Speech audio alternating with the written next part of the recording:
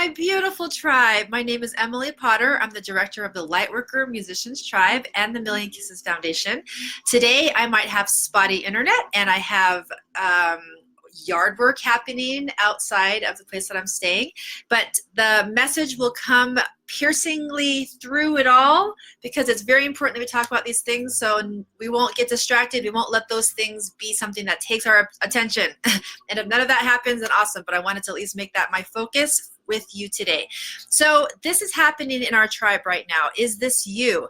Has your heart prompted you to do some impossible things? And are you afraid to trust the promptings? I'm going to begin by saying that it is your heart's job to expand you into your limitlessness. And so it's the heart's job to actually allow you to break out of your limitations. So this is your relationship with your heart that we're going to be talking about today. And I want to actually express 3 specific ways that are relevant to our tribe right now. So as examples, so your examples might be different, but I want to give 3 examples that are relevant to our tribe right now. Your heart has said yes to sharing your music with us. Now, I'm specifically talking to those of you who have not yet shared your music with us. Your heart has said, yes, I want to share my music with this tribe, but I am afraid and it feels impossible. Number 2, your heart has said yes to receiving personalized mentorship to get to the next professional level as music medicine. But it feels impossible and you are afraid to follow that prompting. That's something very relevant happening in our tribe right now. The 3rd example is that your heart has said yes to quitting your job, which is impossible, and so that you can be a full-time music medicine giver to the world. So take these examples and make them your own. Perhaps those are specific to you or something unto it with something that's happening for you.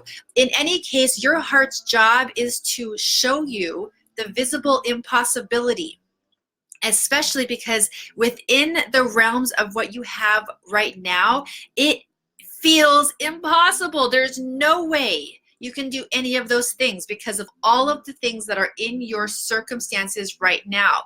And yet your job is to keep listening to your heart, and your heart continues to give you the promptings to do these things that feel impossible. So what do you do with that? Well, I'll tell you what happens if you don't listen to your heart. Number 1, the first thing that happens in the first era of not listening is that first, those little promptings turn louder and louder because your heart wants to make sure that you're getting the message loud and clear. So your heart will say things like prompting, prompting, whispering, whispering, and then you're not listening for so long that it's like, maybe you didn't hear me, and then it gets louder. So my equivalent analogy is that it starts with a feather on your cheek, just this loving little prompt, a little whisper, yes, yes, trust me, trust me. And then because you don't listen, it gets louder and louder. It could be a 2x4 over your head, the analogy of something that happens. Or if you keep not listening, your heart is going to go into a place of wanting to bring in an earthquake so that you get the message that you can trust your heart. When your heart says yes, you can trust that heart. The heart is bringing you into your musical calling because it knows, your heart knows who you really are and what you can do, that you actually can do the impossible. You're just getting in all your fears and all your mindsets that are limiting. So the second era that happens with your heart if you don't listen to your heart is that you start to disconnect from your heart. And what happens there is actually a little bit more serious. And if you're there, take note and let your heart start to break open, because you and your heart start to lose trust with each other. And it's almost like a muscle that it atrophies. With your actual physical heart, imagine that you're having, it's the analogy, it's the relevancy of poor circulation, poor nourishment. You're not listening to your heart and you start to lose trust with your heart and you feel very disconnected. And why this is so urgent and serious is that then it can actually lead into physical illnesses, physical conditions, emotional issues. Your heart will continue to focus and share with you what is in your highest good. It is your opportunity to leap into it, take the leaps of faith, and know that it's your job. It's your job to listen, and it's your opportunity to know that you have the power to do the impossible. Your heart is limitless. Did you hear that? Do you hear that every single day? Your heart is limitless. It's not going to allow you to argue for your limitations. So when you see your circumstances right now and you're saying, my heart is leading me into impossible places, that's your heart's job. It's doing its job. Very passionate, because this is urgent that you listen to your heart. What would happen if you actually let yourself drop into your heart and stay there, and to trust these promptings and to actually go forward with that as your focus? What would happen? Your musical calling would become actualized. Your opportunities and doors would actually open where right now they cannot, because you are not listening and you are staying in your fear. So I have something at the end of this video here. This is the solution that I want you to start from. There is a way for you to stay and prepare before you take a leap of faith. So there is a way to listen to your heart in an active way and a passive way. So I would even say you're listening to your heart and you're not ready to make an action step yet, because a lot of you, that's exactly where you are. I gave my 3 examples at the beginning of this video. There's a way to stay in that stuck place of fear in an active way and in a passive way. So I'm not telling you to go take a leap of faith today and you have no idea and you're going to get panic attacks. If you know that's going to happen, take a moment and at least stay stuck in your fear in a more active way instead of a passive way. So feel your feelings, feel the fear. Here's the passive way. The passive way of staying stuck in your fear and not listening to your heart is that you shut down. You close off the conversations. You saturate your days with escapism and distractions. You don't want to keep the conversation going. It's too frightening. That's a passive way, and that's where things just get stuck and stuck and stuck and disconnect from your heart.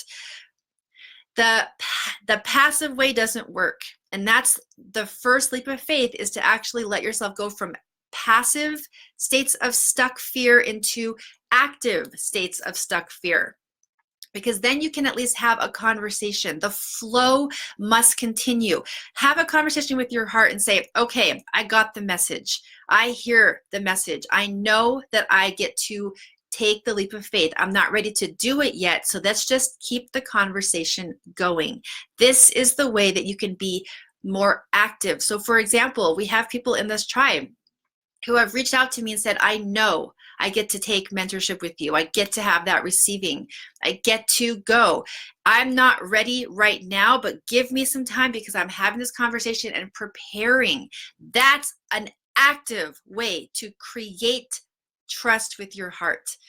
That is a beautiful, beautiful way. That's perfect. Take your time so that you don't go into panic. You don't want to do that, but you want to be proactive with your relationship and the promptings with your heart.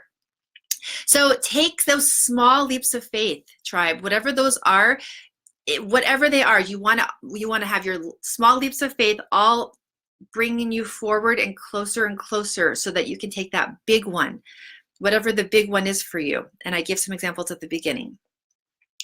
When you are ready to take a small leap of faith, one of the ones that I invite you to do is to reach out to me, because there is a whole world out there that you have not even gotten connected to about how you can live your musical calling, because you have not reached out yet.